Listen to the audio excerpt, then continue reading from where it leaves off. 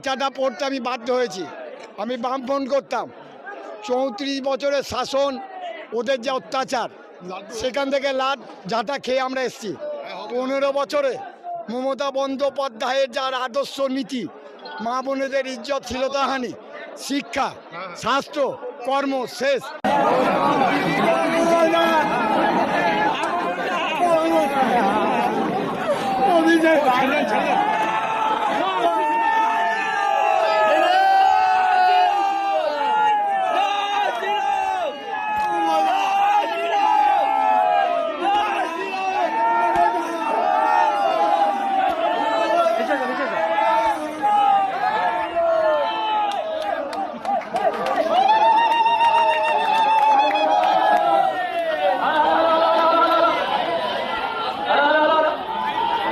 কাঁচাটা পড়তে আমি বাধ্য হয়েছি।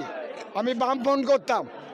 34 বছরের শাসন, ওদের যে অত্যাচার, সেখান থেকে লাট ঝাঁটা খেয়ে আমরা এসেছি।